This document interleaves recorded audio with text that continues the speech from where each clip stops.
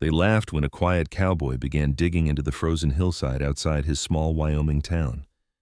They said he was burying his future, that animals didn't belong underground. That fear was the price of winter. But when the storm came, not a normal storm, but the kind that erases barns, freezes breath in midair, and leaves silence where life once stood, only one place remained warm. Only one man listened to the land instead of the crowd. What happens next will make you believe in quiet miracles and second chances for the forgotten. Before we begin, tell me where you are watching from. Drop your country in the comments below.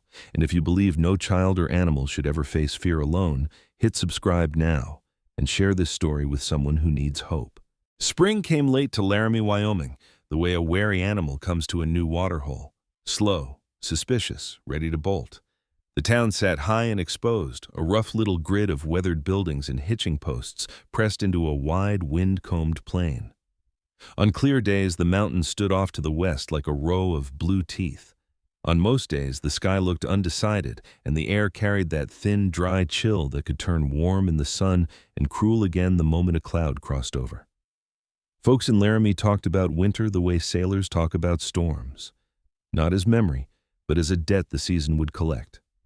Even now, with the snow retreating into shaded gullies and the roads turning to brown ruts, the wind still had teeth in it, worrying at coats and pride alike.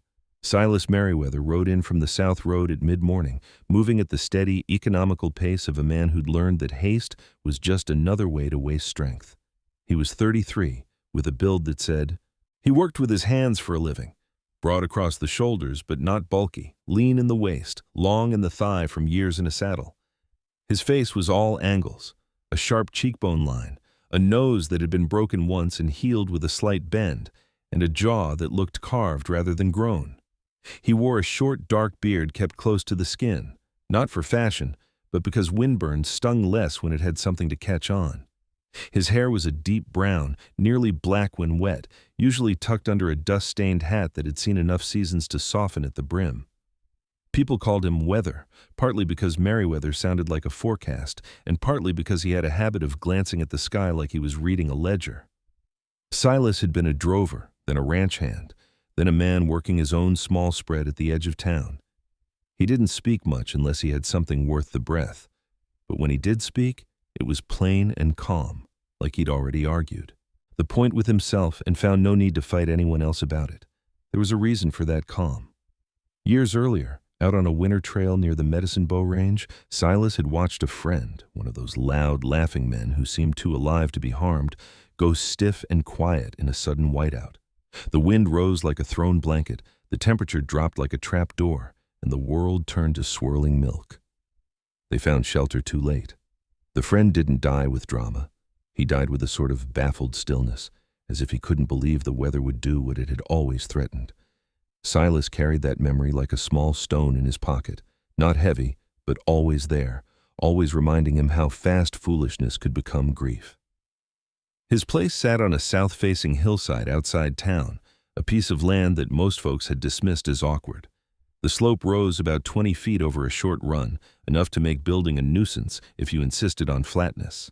But Silas didn't insist on flatness. He saw the hill the way a carpenter sees a knot in wood, not a flaw, just something you work with if you don't want the board to split. He swung down from the saddle at the base of the hill and stood a moment, boots sinking slightly into thaw-soft ground. Above him, the slope wore a patchy coat of last winter's grass and rock. The sun warmed the southern face, but the breeze still cut along the draw like it had a job to do. Silas looked at the hill with the quiet focus of a man staring at a problem he intended to solve, not admire. Up in town, the Dry Gulch Saloon had already opened its doors to the day's early drinkers and late sleepers. That was where Silas went after he watered his horse and tied it under the rail. Inside, the air smelled of old whiskey, wet wool, and sawdust. A pot-bellied stove sat cold in the corner, a reminder of the months when the place had burned wood like it was trying to keep the whole territory warm. At the bar stood Horace Blakely, acting mayor in the loose way frontier towns use the word mayor, more a man who owned the right building and had the loudest voice than anyone elected by formal consent. Horace was in his mid-40s, thick through the middle, with a shiny forehead and a sandy mustache that drooped over his lip like it was tired. His hands were big and soft for a man who claimed hard work, the nails clean, the knuckles unscarred. He wore a vest too fine for the mud outside, and he smiled the way merchants smile when they think they've already won the argument. Near the stove sat Boone Calder, the town's sawmill owner and lumber dealer, a man who treated trees like coins. Boone was 39, tall and narrow, with a long neck and shoulders that sloped like a tired mule. His hair was the color of straw left out too long, and it clung to his scalp in thin, neat lines. A small scar ran from the corner of his left eye toward his temple, the pale mark of an old blade or flying wood. He had the habit of rubbing his thumb against that scar when he listened, like he was polishing an idea. Boone's eyes were sharp, and his politeness always seemed rented rather than owned. Silas nodded to the room, ordered coffee instead of whiskey, and took the mug without comment. Horace watched him over the rim of his own drink. "Well," Horace said, voice loud enough to make sure everyone could claim they'd heard it firsthand. "If it isn't Mr. Merriweather, you come to pay your taxes, Weather, or you come to sell us one of your ideas?" A few men chuckled. Silas didn't. He sipped his coffee, letting the heat settle his throat. "I came to say I'm starting a build," Silas said. Boone leaned back in his chair, the boards creaking under him as if the saloon itself disapproved of curiosity. "A build," he repeated, like the word was a splinter on his tongue. "On that hillside of yours?" Silas nodded. "Into it." That got the room to tilt its attention his way. Even the piano player, half asleep, fingers idle, looked up. Horace set his glass down with a soft thud. "Into it," he said, tasting the phrase. "What, you digging a cellar?" "A barn," Silas answered, "for my horses." For a heartbeat, the room held still, as if everyone was deciding whether they'd misheard. Then laughter broke out, not roaring, but the sharp, satisfied kind, like a hammer tapping a nail you already knew was there. "A barn," Boone said, grinning. "Under the hill?" "Under my house," Silas corrected, not raising his voice. "Or partly under it.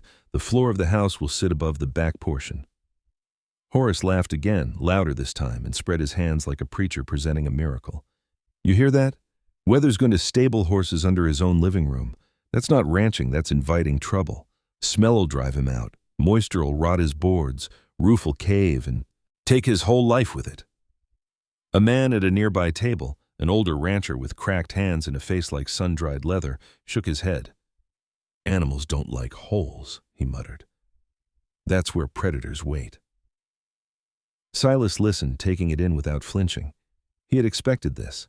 In a town like Laramie, new ideas were treated like strangers, first mocked, then tested, then, if they survived, quietly adopted as if they'd always been there. He set his mug down gently. "Last winter your roof's bent," he said, looking around the room, letting his gaze land on faces he recognized. "Some of you lost feed, some of you lost stock. Snow doesn't care how well you meant to build. Wind doesn't care how proud you are. I'm building something the wind can't grab." Boone's smile thinned.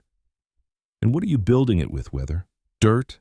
You going to ask the earth to hold up your house for free?" Silas's eyes stayed steady. "Earth is free," he said, "and it holds up everything already. I'm just putting the weight where it makes sense." A voice from the doorway cut in, clear, measured, and female. "It makes sense," it said, not loudly, but with the kind of certainty that turns heads. Ivy Quill stepped inside, brushing cold air off her shoulders as if it were dust. She was 28, slender but not fragile, with posture straight as a ruler and a face that suggested she'd learned early how to stand her ground without raising her voice. Her hair was auburn, gathered in a practical coil at the back of her head, though loose wisps had escaped and caught the light like copper thread. Her skin was pale from winter and classroom lamps rather than sun, and her eyes were a calm gray-green that looked like river water under clouds. She wore a simple coat and carried a satchel that bulged with papers, teacher's burdens, neatly stacked. Ivy had arrived in town only a month earlier, hired to teach at the small schoolhouse. People still spoke of her as the new teacher, as if she might blow away with the next hard wind. But she didn't look like she planned on leaving. She moved to the bar, set a few coins down, and asked for tea. Then she glanced at Silas. "A south-facing hill can shield a structure," she said, "and Earth does keep a steadier temperature. That's not madness." The room fell into a different kind of quiet, the irritated quiet of men unused to being corrected by someone who smelled like chalk and books. Horace gave her a smile that tried to be charming and came out oily. "Miss Quill," he said, "we're just enjoying a bit of humor. Mr. Merriweather here is, how shall I put it, creative." Ivy's expression didn't change much, but there was a small spark of amusement in her eyes. "Creativity is often just planning that looks strange," she said. Silas looked at her then, properly, as if noticing a fence post you hadn't realized was holding up half the corral. He gave a single nod. "Thanks without fuss." Boone scoffed softly. "He'll bury himself," Boone said. "And when he does, he'll come begging for lumber to fix it." Silas lifted his mug again, voice still calm. "I'm not begging," he said. "I'm informing. I'll start digging tomorrow. If anyone wants to watch, you're welcome. If anyone wants to help, I'll pay fair. If anyone wants to laugh, that's free too." He stood, set the mug down, and turned for the door. The wind outside tugged at the saloon's frame like it was impatient for the next season. Behind him, laughter tried to regroup, but it sounded thinner now, like a coat that didn't quite fit. As Silas stepped out into the light, Ivy's voice followed, not chasing him, just meeting him where he walked. "If you do this," she said, "you'll need ventilation and drainage. People forget water is as cruel as cold." Silas paused, one hand on the doorframe, and glanced back. "I'm not forgetting," he said. Ivy nodded once, as if filing him away under something like respect.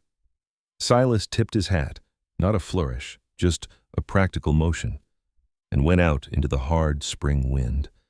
On the hillside, the ground waited.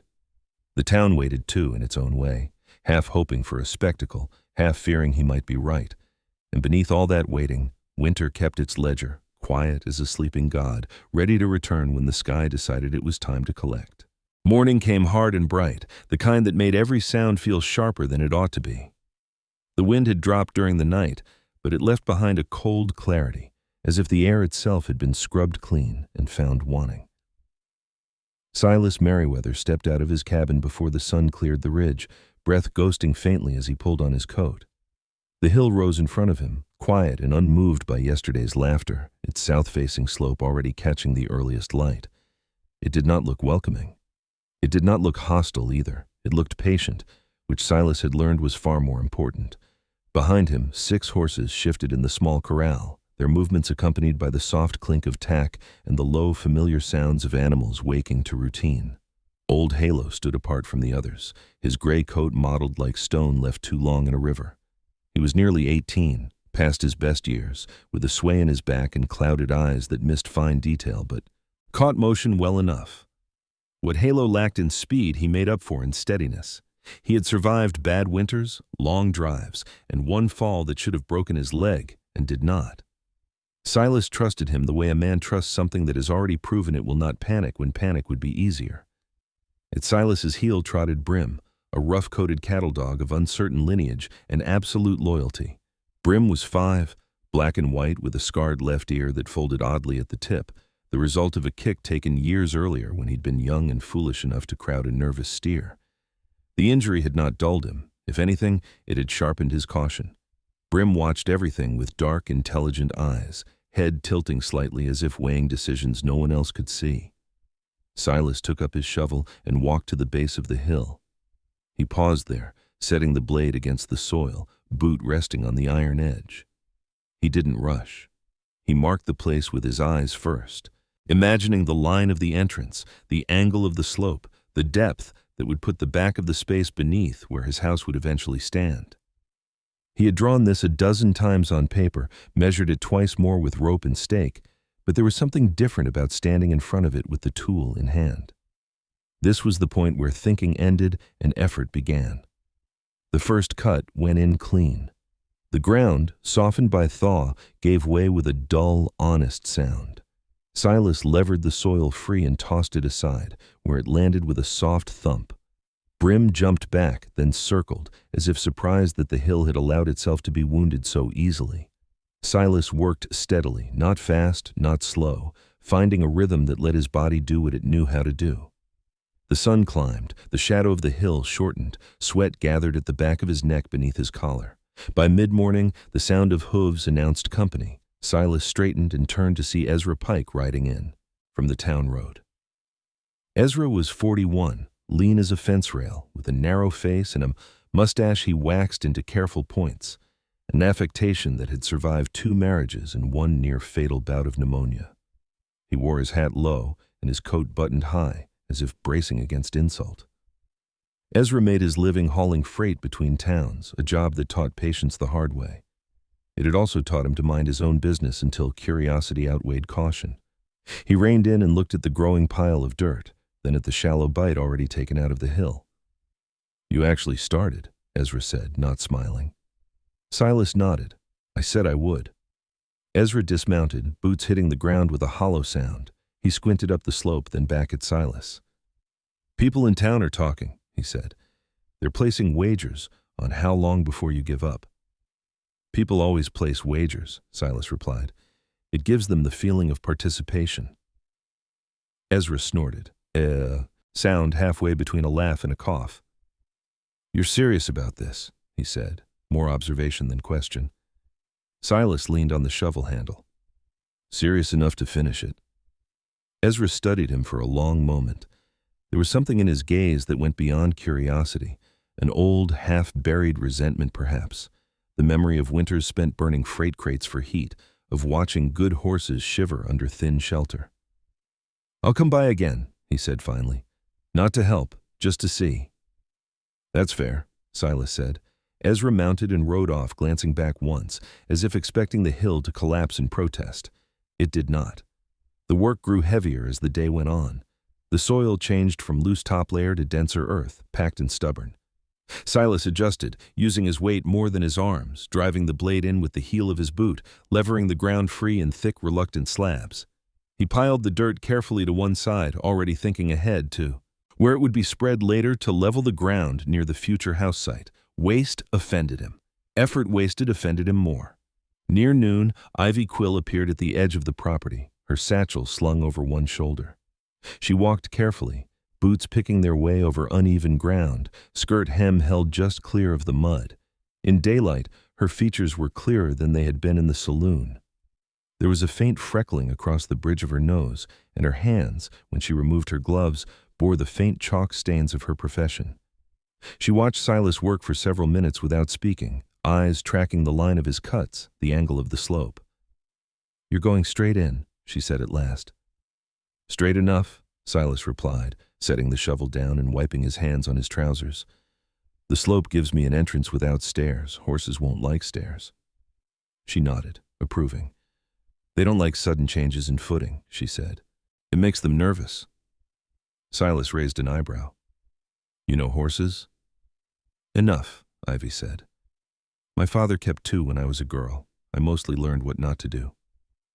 She stepped closer to the excavation and crouched, running her fingers through the soil.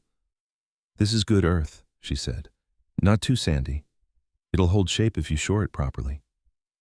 "That's the plan." Ivy straightened, brushing dirt from her hands. "I won't stay," she said. "I just wanted to see if you meant it."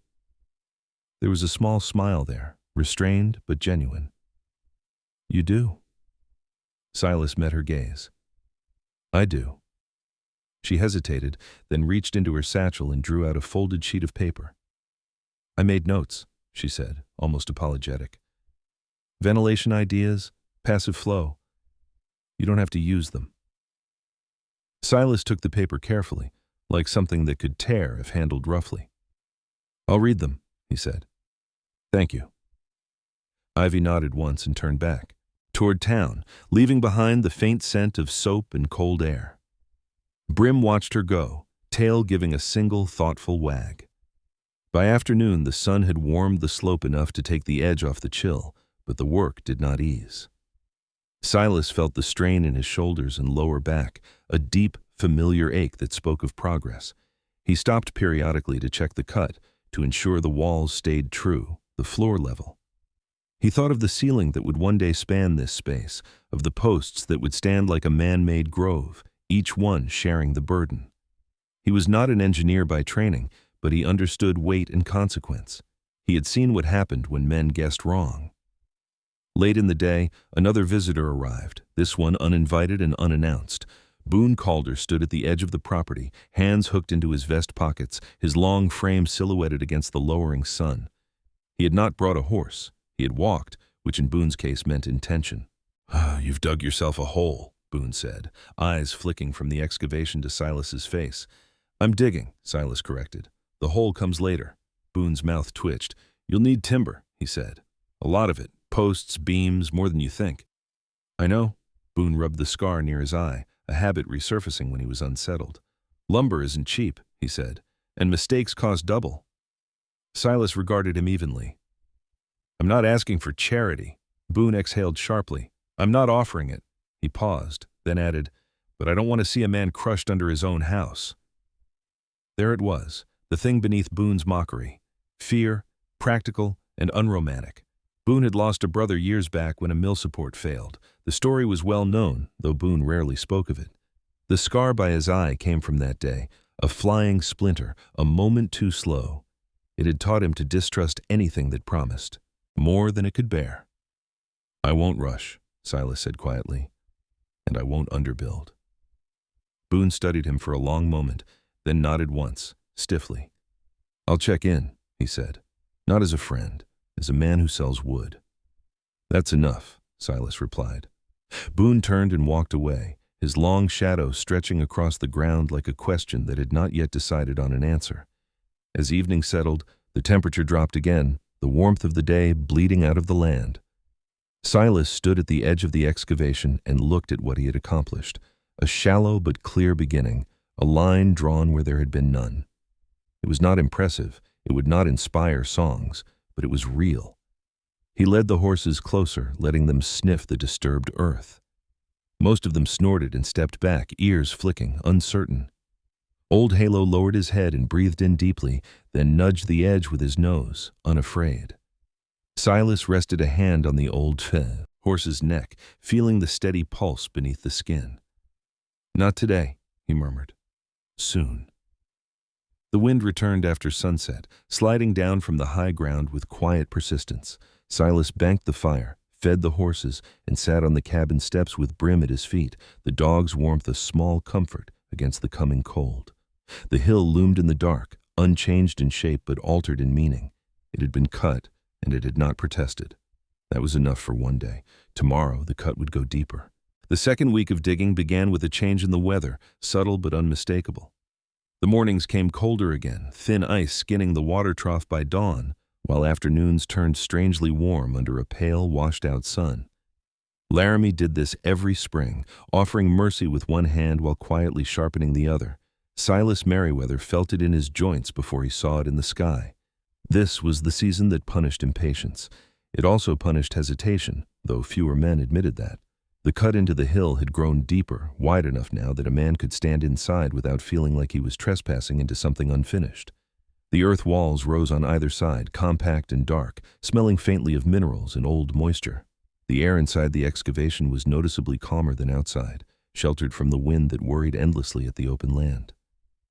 Silas noticed this immediately. It wasn't warmth yet, not truly, but it was steadiness. The hill was already keeping one of its promises.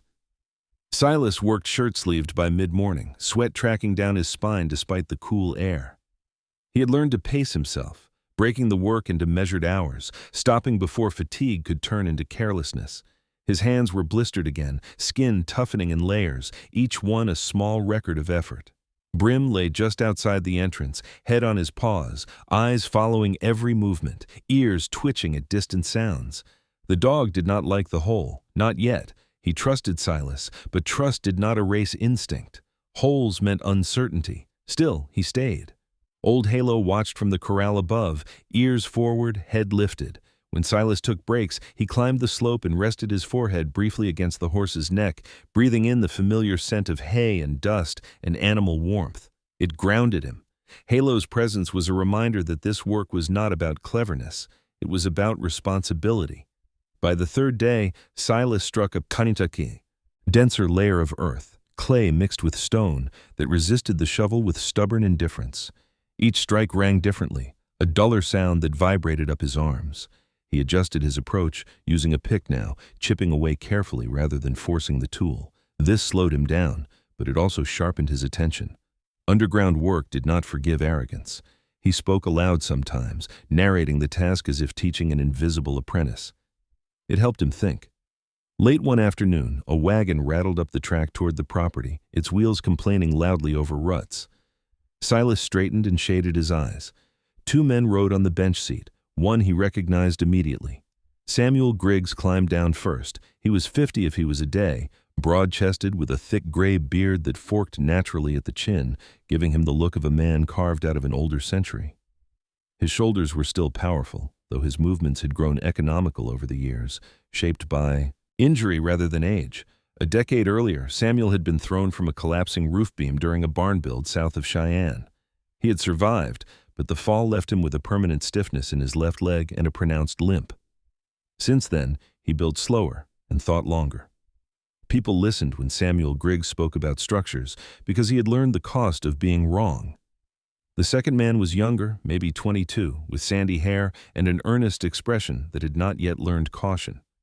This was Eli Griggs, Samuel's nephew and occasional helper, tall and narrow, with hands still too smooth for a lifetime of labor, but eager enough to roughen them quickly. Samuel surveyed the excavation without comment, eyes moving over the walls, the depth, the angle of the entrance. He rubbed his beard thoughtfully. "You're past the point of foolishness," he said at last, "which means if you're wrong, you'll find out the hard way." Silas smiled faintly. "I was hoping you'd come," he said, "not for approval, for perspective." Samuel nodded once. "That's wiser than approval." He stepped carefully down into the cut, testing the ground with his boot. Inside, his voice changed slightly, softened by the enclosed space. "You feel that?" he asked Eli. Eli frowned. "It's quieter," he said, "and cooler." "Exactly," Samuel said. He turned to Silas. "Most men don't notice that until it's finished. You noticed it when it was barely started." Silas shrugged. "The hill doesn't lie." Samuel gave a short, approving grunt. "No, people do that well enough without help." They spoke for a while about depth, about where water might collect, about the danger of undercutting before proper support could be installed. Samuel asked hard questions, the kind that weren't meant to discourage, but to expose weakness. Silas answered plainly. When he didn't know something for certain, he said so. That mattered. "I won't frame until I reach full depth," Silas said. "I'll shore temporary walls if I have to. Posts every 2 feet once framing begins. Oversized." Samuel nodded again, slower this time. "Redundancy," he said. "That's what keeps roofs from becoming graves." Eli shifted his weight, excitement creeping into his voice. "Uncle Sam," he said, "it's like building a ship hull upside down." Samuel shot him a sideways look. "It's like building something that has to forgive mistakes," he corrected. "Ships don't forgive." They left before dusk, Samuel promising to return once Silas was ready to begin timbering. "I won't stop you," he said as he climbed back onto the wagon, "but I won't let you be careless if you ask me to look." That night, clouds moved in from the west, thick and low. The wind rose again, rattling the cabin walls. Silas lay awake listening to it, imagining snow where there was none yet. He thought of Boone's brother, of Samuel's fall, of the nameless friend lost in a whiteout years ago. These memories did not frighten him. They focused him. 2 days later, the first real setback came, not dramatic but instructive. A section of the excavation wall sloughed inward overnight, a slow collapse that left a shallow spill of earth across the floor. No one was hurt, nothing was damaged, but the message was clear. The hill was not resisting. It was reminding. Silas spent the morning reinforcing the weakened area with temporary bracing, timber he had cut and hauled himself. He adjusted the slope angle slightly, sacrificing a bit of width for stability. It was frustrating work, the kind that erased progress rather than showing it. By noon, his jaw ached from clenching. Ivy arrived in the early afternoon, stopping short when she saw the bracing.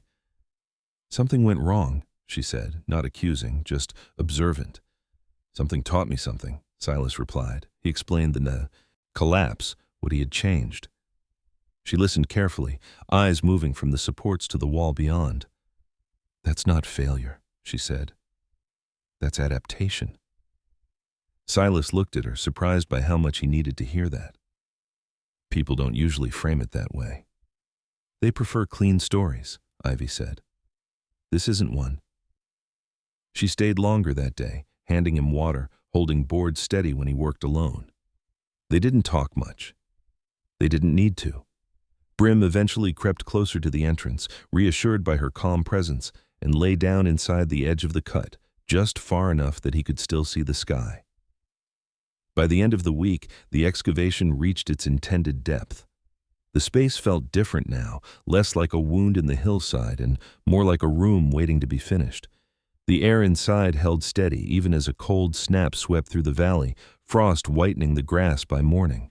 Silas stood in the center of the space at dusk, lantern light throwing long shadows against the earth walls. He imagined posts rising here, beams laid across, weight distributed patiently, intelligently. Outside, the town continued to speculate. Some said he was nearly done. Others said he was nearly buried. Neither was true. He was only at the point where mistakes became expensive. Silas climbed out of the cut as darkness fell, brushing dirt from his hands. He fed the horses, checked Halo's hooves, scratched Brim behind the ears until the dog leaned into his leg with a low sigh. The hill loomed above them, silent, massive, unconcerned with opinion. Tomorrow, Silas would begin preparing for timber. He would move from earth to wood, from depth to structure. The hill had allowed him this far. Now he would have to earn the rest. The smell of cut cottonwood arrived before the sound of it. It drifted down the slope on a cool morning breeze, green and sharp, the scent of sap exposed to air for the first time. Silas Merriweather stood at the edge of the excavation and breathed it in, letting the moment settle. Earth had carried him this far.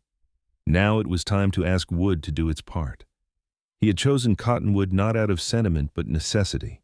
It grew thick along the river bottoms, straight enough when selected carefully, forgiving under load, and plentiful where money was not. Each trunk he dragged up the slope bore the marks of selection.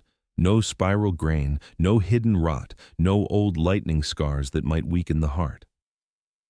Silas stripped the bark himself, working with steady strokes, revealing pale wood beneath, still damp and alive.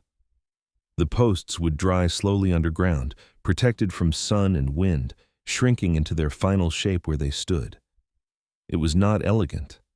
It was reliable. Samuel Griggs returned as promised, arriving just after dawn on the third day of timber hauling. He leaned heavier on his cane now, the stiff leg complaining in the cold, but his eyes were clear and alert. He walked the perimeter of the excavation in silence, measuring with his gaze rather than tape, counting distances by habit. Eli followed, carrying tools and glancing often at Silas with a mixture of admiration and nerves. "You waited for the ground to tell you it was done," Samuel said finally. "That's good. Most men stop when they're tired.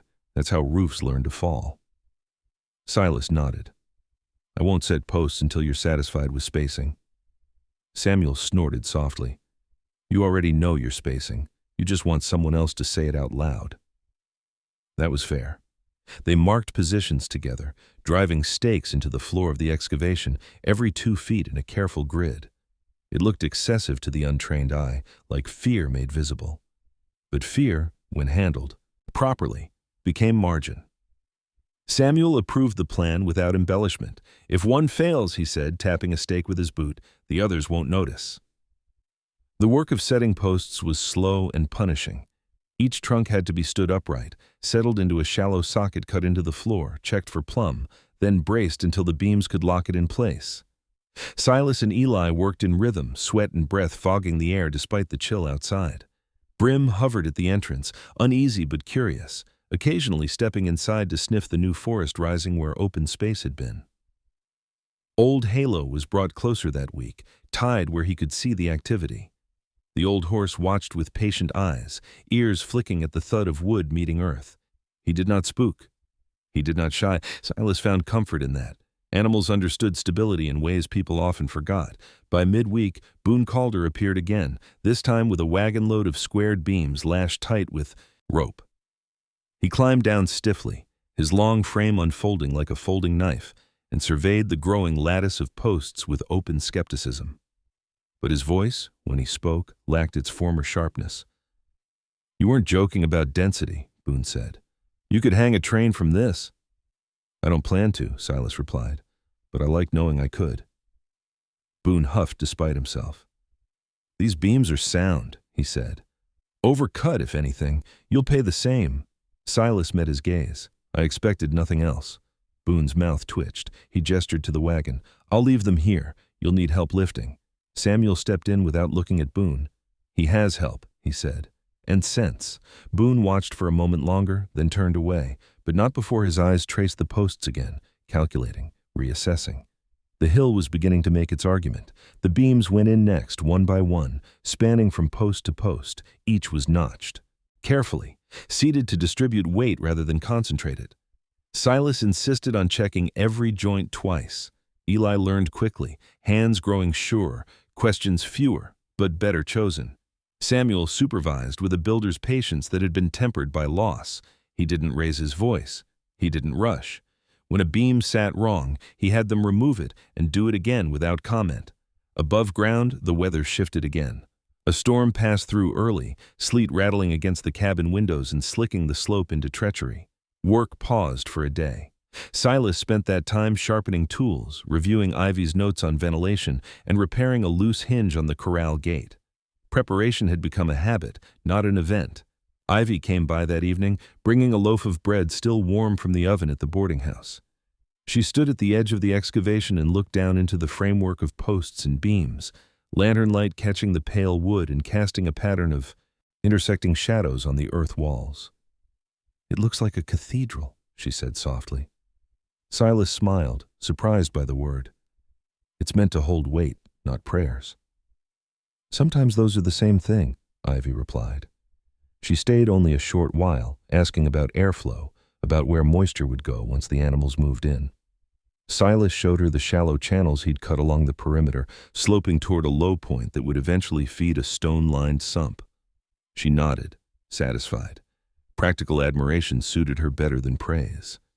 By the end of the second week of timbering, the ceiling grid was complete. Smaller joists ran perpendicular across the beams, tied together into a rigid plane.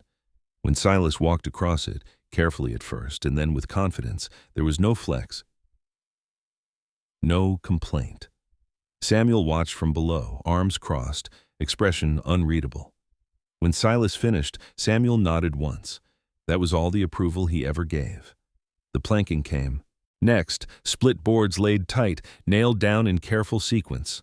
Over that, canvas soaked in tar, the smell of it thick and unpleasant, clinging to clothes and hair. Then, clay packed and smoothed by hand, layer by layer. Finally, earth returned to its place, tamped down in measured lifts until the space between ceiling and future house floor held nearly 2 feet of dense fill. It was exhausting work. Silas's hands cracked despite salve. His shoulders burned. At night, he slept heavy and dreamless, body too tired to rehearse doubts. Yet something had shifted. The hole was no longer just a hole. It had a roof. It had intent. Samuel came one last time to inspect before leaving Silas to the next phase. He stood beneath the finished ceiling, lantern held high, light revealing no sag, no stress. He rapped a beam with his knuckles and listened. "This won't fail," he said. "Not from above." Silas exhaled slowly, a breath he hadn't realized he'd been holding for weeks. "Thank you." Samuel shook his head. "Don't thank me. You did the work. I just kept you from lying to yourself."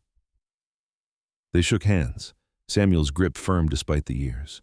Eli grinned openly, pride written across his young face. He had learned something here, about patience, about humility, about building for the worst day rather than the best. As Samuel and Eli departed, dusk settled over the hillside. Silas stood alone inside the space, lantern light steady, the ceiling above him solid and quiet. He pressed his palm against one of the posts, feeling the faint vibration of the earth beyond, the immense, indifferent weight now being asked to rest gently on wood he had chosen and set with care. Outside, the wind rose again, testing the world. Inside the hill, nothing moved. This was only a milestone, not an ending. Walls still needed finishing. Ventilation still needed cutting. But the most dangerous question had been answered. The hill could be trusted, if treated with respect. Tomorrow, Silas would begin shaping the space for animals, not just survival. Tonight, he allowed himself a single, small satisfaction. The wood had learned to carry the earth, and it had not complained. Autumn settled into Laramie with a kind of deliberate patience, as if the season itself were watching to see who had prepared and who had merely hoped. The mornings sharpened first, frost whitening the grass along the draws, while afternoons stayed deceptively gentle. Silas Merriweather felt the change as a tightening in the air, a dryness that carried sound farther than it should. The ceiling above the underground space was finished now. Wood and earth joined into a single steady mass, and for the first time since he'd put a shovel to soil, Silas allowed himself to think not about whether the structure would hold, but how it would be lived in. The work turned inward. Where the earlier weeks had been loud and punishing, wood struck, earth shifted. This phase demanded attention to subtler forces. Air, water, habit, the things that, if neglected, didn't fail dramatically but eroded life quietly. Silas began with the walls. The raw earth, compact and stable, still bore tool, marks like scars that would collect moisture if left untouched. He framed retaining sections with vertical posts spaced wider than the ceiling supports, backing them with planks and stone where the earth showed any inclination to crumble. These walls were not meant to carry weight. They were meant to persuade the hill to remain as it was. Brim watched closely, head cocked, occasionally stepping inside to sniff at the new smells of wood and stone, then retreating again when a hammer rang too sharply. Water worried Silas more than collapse. He had seen barns stand proud for decades only to rot from the inside out. He cut shallow channels along the perimeter floor, sloping them toward a low corner on the downhill side. There, he laid stone by hand, fitting each piece until it made sense, creating a sump that would collect seepage and guide it away. It was slow work, kneeling in the dirt, fingers numbing in the cold. He took breaks to flex his hands, to feel blood return. One afternoon, a new visitor arrived, announced by the rhythmic clop of hooves that carried authority rather than curiosity. Dr. Clara Hensley reined in near the corral and dismounted with the ease of someone accustomed to being watched and judged. She was 36, tall for a woman of the time, with shoulders squared by years of lifting medical bags and wrestling with stubborn animals. Her hair was dark blonde, worn braided tight against her head, practical and severe. A faint scar crossed her right eyebrow, pale and thin, the mark of a kick taken early in her career when she'd misjudged a frightened mare. It had taught her to read animals better than books ever could. Clara was the town's veterinarian, respected, blunt, and famously unimpressed by bravado. She walked the property with her hands clasped behind her back, boots leaving decisive prints in the dirt.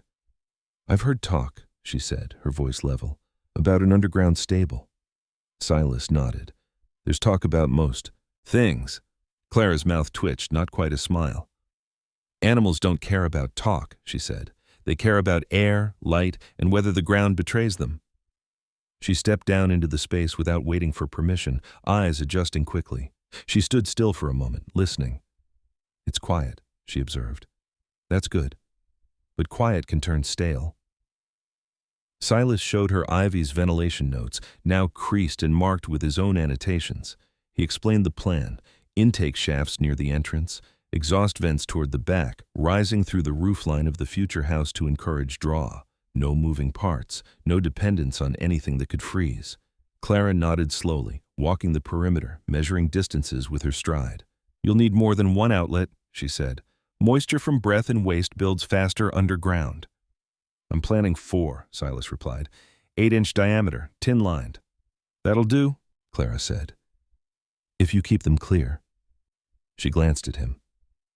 "And you will. You strike me as a man who understands maintenance." Silas accepted the assessment without comment. Clara crouched, pressed her palm to the floor, then rapped a plank with her knuckles. "This surface," she said. "You're not leaving it bare." "Stone base," Silas said. "Sand, then removable planks, drainage beneath." "Good," Clara said. "Animals forgive discomfort. They don't forgive damp." She straightened and finally allowed herself a small, approving nod. When you're ready to bring them in, I'll come by. I want to see how they take to it." That evening, Ivy returned, carrying a bundle wrapped in cloth. She unwrapped it on the cabin table to reveal a set of rolled tin sheets and a handful of small brass fittings. "Donations," she said lightly. "The hardware store had extras." Silas raised an eyebrow. "I didn't know teachers made acquisitions like this." Ivy smiled. "I teach children. You learn how to negotiate." They spent the evening measuring and cutting ventilation shafts together, working by lantern light. Ivy's hands were steady, precise, her movements economical.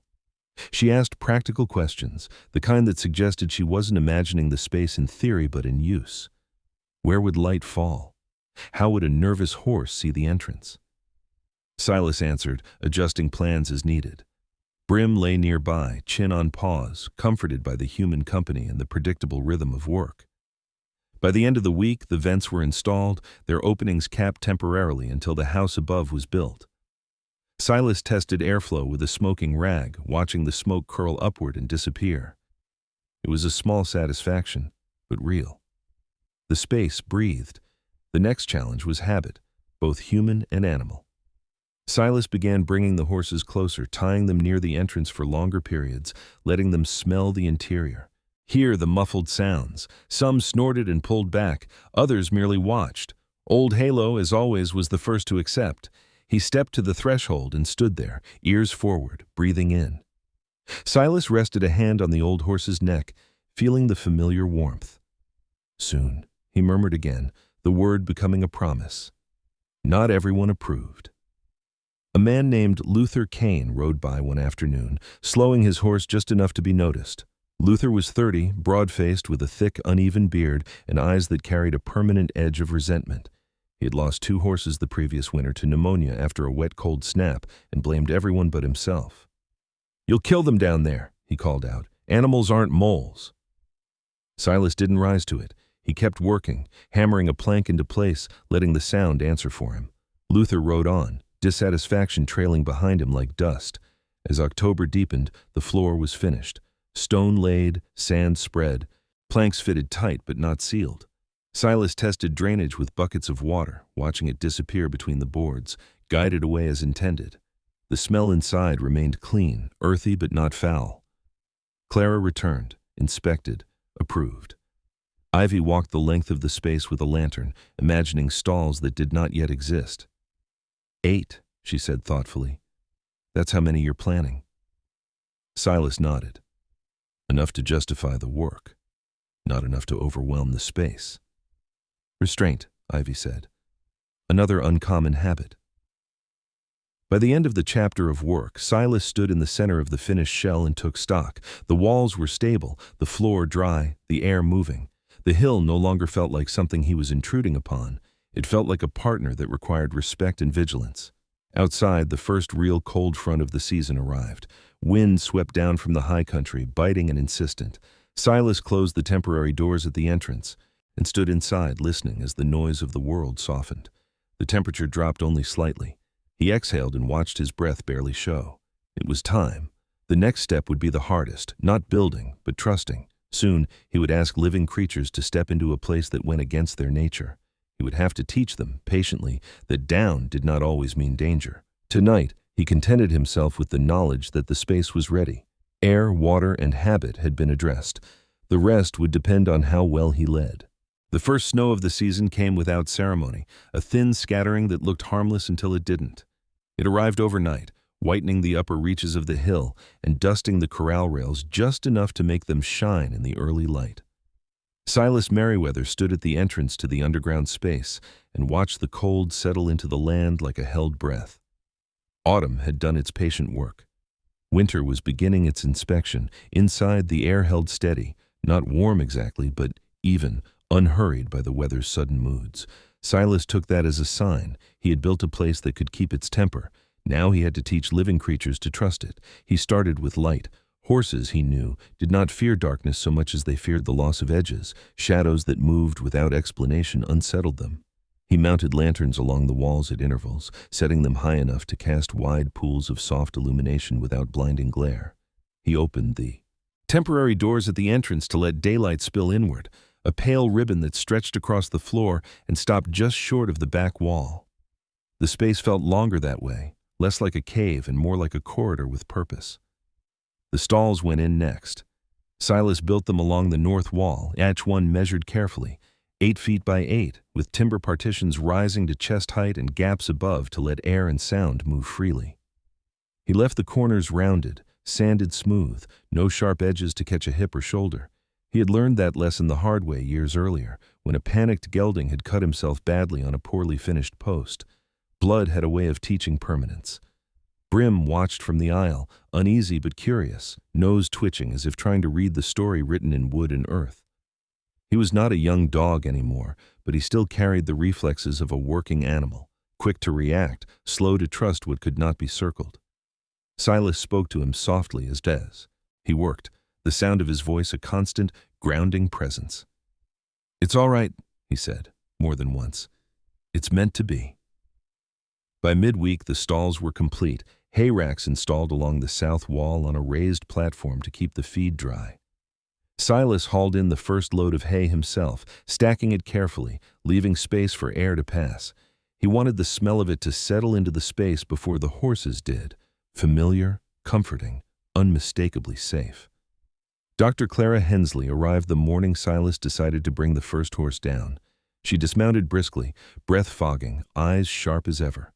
She wore a heavy coat now, wool-lined, the hem darkened with old stains. "You've chosen your test subject," she said, glancing toward Old Halo. "He chose himself," Silas replied. Old Halo stood at the top of the ramp, head lowered, ears forward. Age had slowed him, but it had also stripped away unnecessary fear. He trusted routine, and he trusted Silas. That was enough. Silas led him down slowly, speaking in a low, steady tone, letting Halo pause when he needed to. The old horse hesitated at the threshold, nostrils flaring, then stepped forward, hooves sounding differently on the planked floor. Clara watched closely, hands clasped behind her back. Halo stood still inside, head high, listening.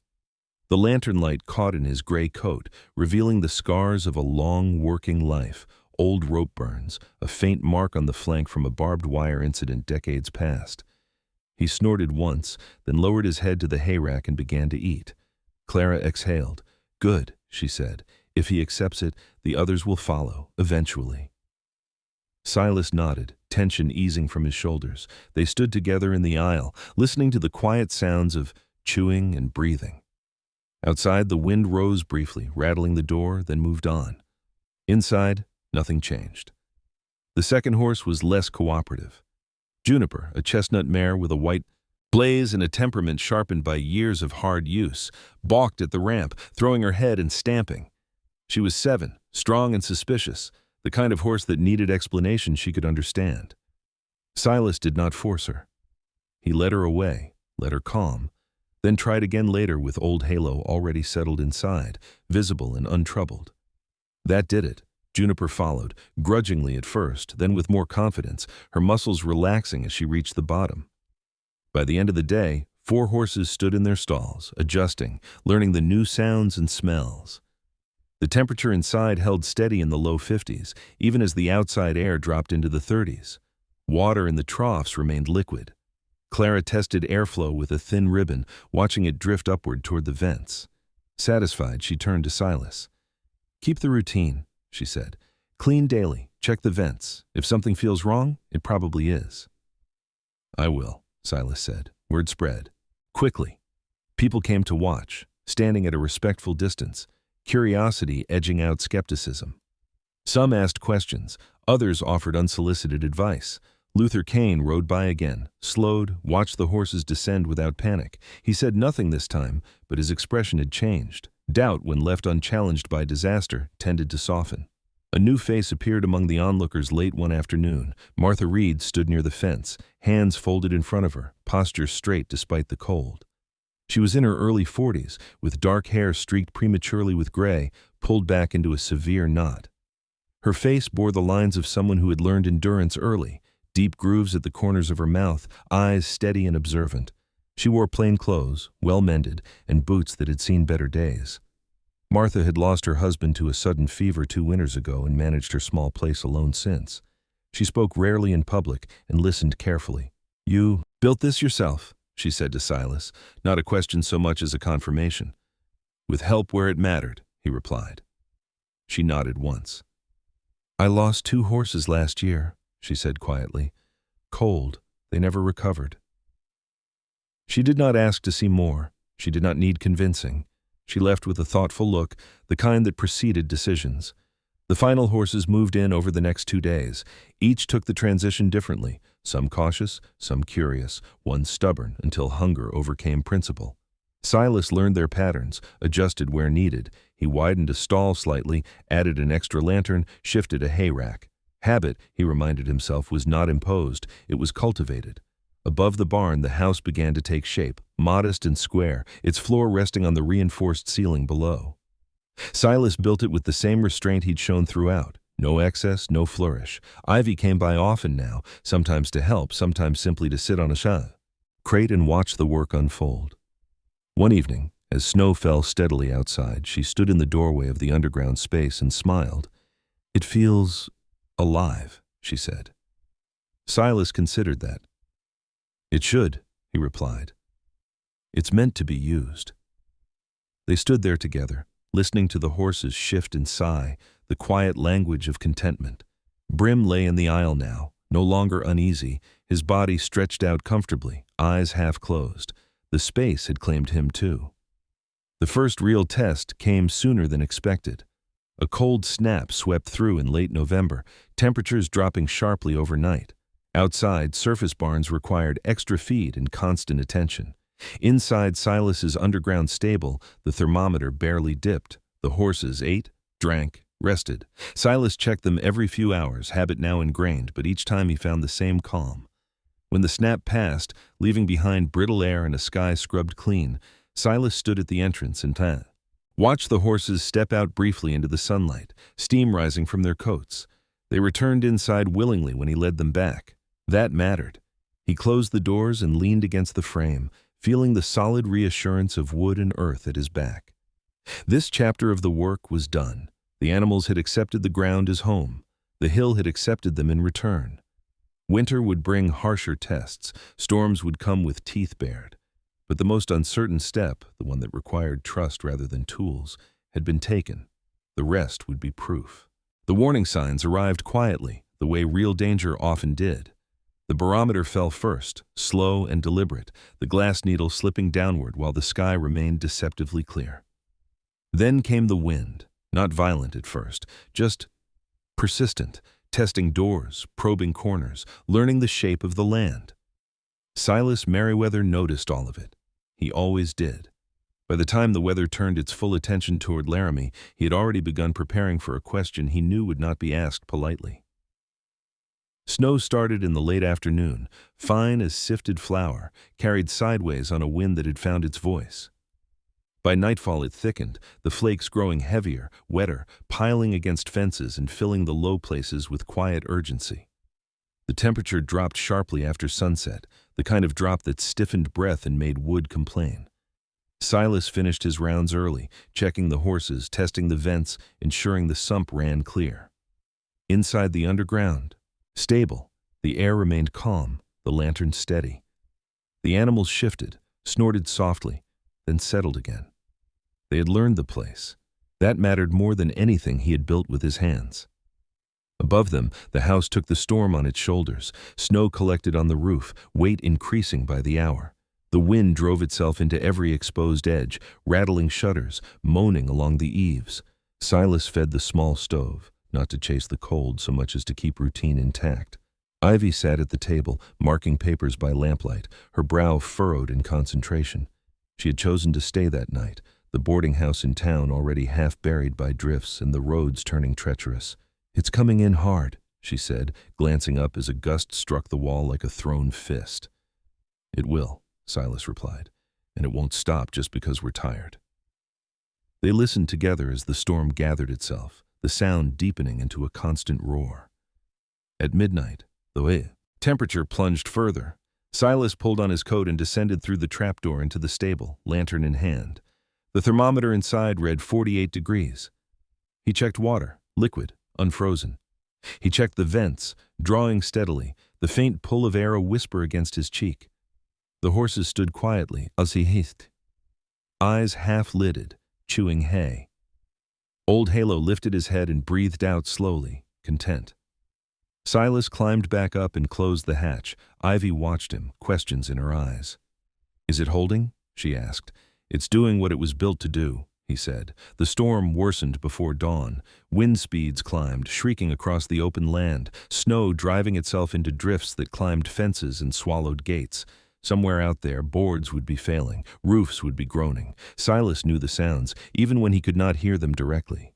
He slept in short intervals, waking to check, to listen, to feel for change. None came. By morning, the world outside had disappeared. Snow lay in deep sculpted forms, drifts rising like pale waves frozen mid-break. Visibility dropped to a few yards. The cold was no longer sharp. It was absolute. Silas opened the door long enough to clear the vents near the entrance, digging through shoulder-high snow with methodical efficiency. Each shovel full felt heavier than the last, the wind stealing heat as fast as he could make it. He worked until the openings were clear, then sealed the doors again and returned inside. News arrived by sound rather than sight. A distant crack carried through the storm, a roof giving way somewhere down the valley. Later, faint shouting, then nothing. Silas did not speculate. He focused on what was within reach. By the second night, the storm had become something else entirely. Snow fell without pause, piling against the house until the lower windows disappeared. The wind scoured exposed surfaces, packing drifts so dense they rang under the shovel. Inside the stable, the temperature dipped to 46 degrees and held. The horses slept standing, untroubled, breath rising in slow, steady clouds. Brim lay curled near the aisle, paws tucked beneath him, ears twitching at distant noises he chose to ignore. Late that night, there was a knock. Faint, almost lost in the wind. Silas froze, listening. The sound came again, more urgent. He grabbed his coat and opened the door just enough to see a shape beyond the snow wall. Ezra Pike stood there, half buried, his face raw with cold, beard rimed with ice. He looked older than he had a week ago, fear carving lines into his already narrow face. "My barn's gone," he said, voice hoarse. "Roof collapsed. I got the horses out, but they're panicking. I don't know where to put them." Silas did not hesitate. "Bring them," he said. "One at a time. Follow the markers." Ezra stared at him, disbelief warring with relief. "You sure?" "I built it to be sure," Silas replied. "It took hours. The wind fought them every step." Ezra led the first horse down the ramp, hands shaking, breath ragged. The animal balked, eyes rolling. But Silas stood inside, lantern raised, voice calm and unwavering. "Easy," he said. "You're safe." The horse followed the sound, then the light, then the feel of solid ground beneath its hooves. One by one, Ezra's horses came in, 3 in all, sweating, frightened, but alive. Dr. Clara Hensley arrived near dawn, having fought her way through the storm to check on her own clients. She took in the scene at a glance, jaw tightening. "This is holding," she said, not as praise, but as confirmation. She helped assess the new arrivals, checking legs, listening to breathing, calming where needed. Her presence brought order with it, the practiced authority of someone who had seen worse and survived. As daylight struggled to assert itself through the storm, more figures appeared at the edge of the property, shapes moving. Cautiously, desperation sharpening their focus. Luther Kane came next, leading a single horse, his beard stiff with ice, his bravado stripped away by necessity. He did not apologize. He did not need to. Silas opened the doors and made space. By the third day, the storm finally began to exhaust itself. The wind slackened first, then the snow thinned, the sky lifting just enough to reveal a blinding white world reshaped by force. The temperature remained brutally low, but the worst had passed. Silas and Ivy dug out the entrance together, muscles aching, hands numb. It took hours to clear a path wide enough to move safely. Across the valley, damage revealed itself slowly. Surface barns lay crushed under snow load, roofs caved, walls blown apart. Animals that had survived the first hours succumbed later to cold and exhaustion. People moved quietly, counting losses with the careful tone reserved for funerals. Inside the underground stable, none of that had touched them. The thermometer read 47 degrees. Water remained unfrozen. The horses, Silas's and the ones taken in, stood calm, eyes bright, bodies steady. Ezra leaned against a post and laughed once, a sound edged with disbelief. "They didn't even know," he said. "Not really." Thomas Fletcher arrived 2 days later, when the roads became passable enough for a determined man. He was in his mid-50s, broad-shouldered, his beard, once carefully kept, now ragged and gray. He had always carried himself like someone accustomed to being right. Now he moved slower, eyes tired. "I lost 23, he said quietly, standing at the entrance. "Good animals. My barn failed." Silas walked him through the space, explaining without triumph, pointing out earth thickness, post spacing, vent placement. Thomas listened, absorbing every word like a man starving for instruction. "I mocked this," he said finally. "I was wrong." Silas shook his head. "The weather doesn't care who's bad." "Right," he said. "It only cares who's ready." As the chapter closed, the storm receded into memory, leaving behind a landscape altered and a community humbled. The underground stable stood intact, quiet proof beneath the hill. It had answered the storm's question without drama. Winter was not finished. It never was. But the worst had come and gone, and the ground had held. Winter loosened its grip slowly, like a man unwilling to admit defeat. The days lengthened first, pale sunlight lingering a little longer on the hillsides, tracing the drifts until their hard edges softened and collapsed into slush.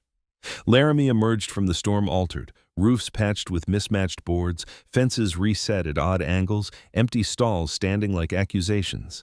People moved differently now, quieter, more deliberate. Survival had a way of sanding down arrogance without asking permission. Silas Merriweather did not celebrate. He worked. The morning after Thomas Fletcher's visit, Silas was already clearing snow from the ramp again, widening it, making it safer for unfamiliar horses and tired men. Brim trotted back and forth, alert and eager, his coat thickened by winter, the white blaze on his chest dulled by mud. He had grown comfortable underground, claimed it in his own way. When strangers' horses snorted and shifted, Brim positioned himself where they could see him, a calm presence on 4 legs, neither threatening nor afraid. Animals learned from each other faster than they learned from people. Inside the stable, the air smelled of hay, clean wood, and warm breath. It was not a perfect system, Silas knew that, but it was a living one. He cleaned daily, adjusting routines as needed. Ezra Pike returned each morning to help tend his horses, gratitude showing not in words but in work. Ezra's narrow face had lost some of its sharpness, replaced by a quiet humility that sat better on him than bravado ever had. "I've been hauling freight for 20 years, Ezra said one morning, leaning on a shovel, breath steady in the cool air. "Thought I'd seen every kind of weather. Turns out I'd only seen the kind you can outrun." Silas nodded. "Most storms don't teach. They just pass. This one wanted attention." Word traveled beyond the valley. Not as rumor this time, but as testimony. Men came to see the underground stable, walking its length slowly, touching posts, studying vents.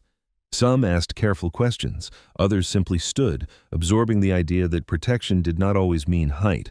Among them was William Croft, a railroad carpenter in his late 30s, broad-backed with thick forearms and a beard worn long to hide an old burn scar along his jaw. He had been injured years earlier when a boiler burst, the memory leaving him cautious, meticulous. He listened more than he spoke. "You didn't invent this," William said finally. "You remembered it." Silas considered that. "I adapted it," he said. "Memory alone doesn't survive new places." William nodded. "Mind if I sketch?" Silas waved him on. Martha Reed returned as well, this time with a notebook tucked beneath her arm. She had cut her hair shorter, practical, the gray at her temples no longer hidden. "I can't rebuild what I lost the way it was," she said plainly, "but I can rebuild it different." She did. Not ask for permission. She asked for understanding. Silas gave it freely. Dr. Clara Hensley documented everything. Measurements, temperatures, animal behavior.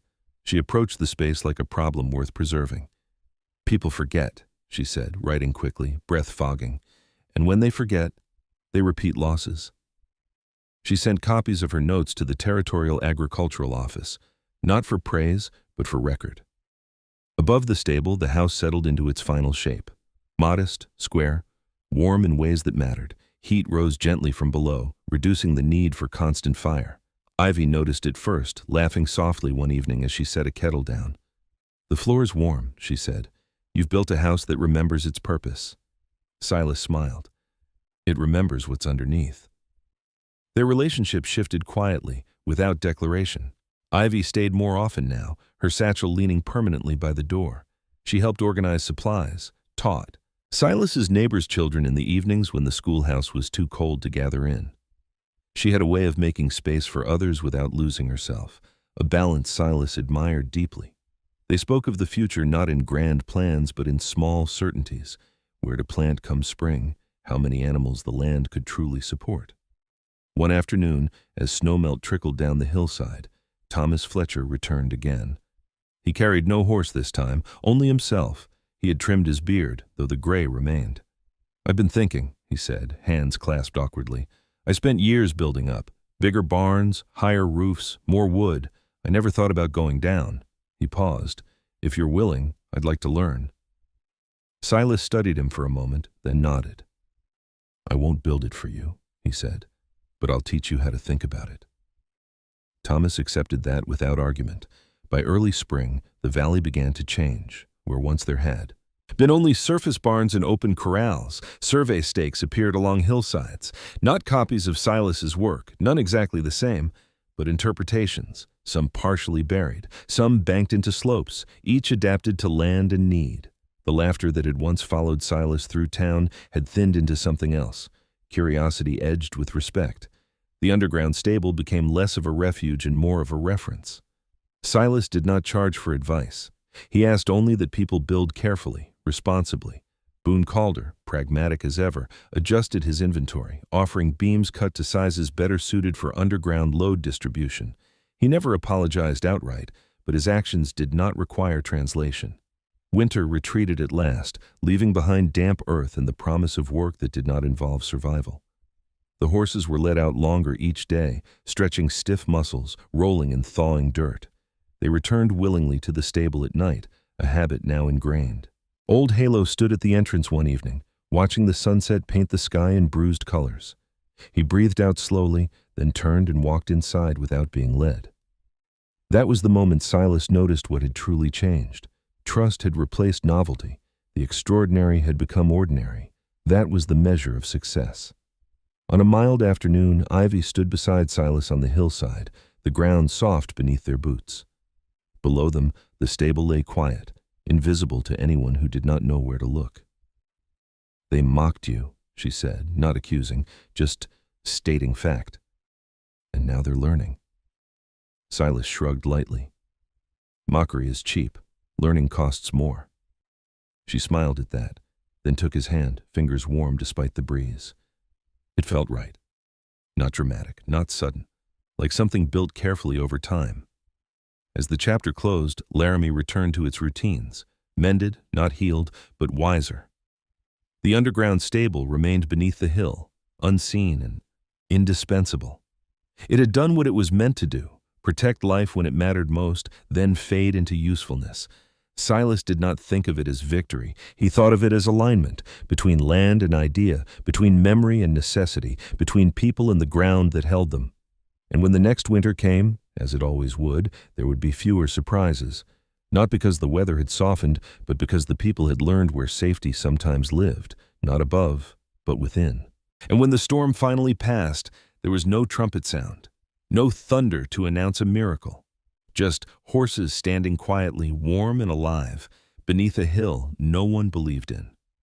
Sometimes God doesn't save us with fire from the sky. Sometimes He whispers wisdom into the hearts of ordinary people and waits to see if we have the courage to listen.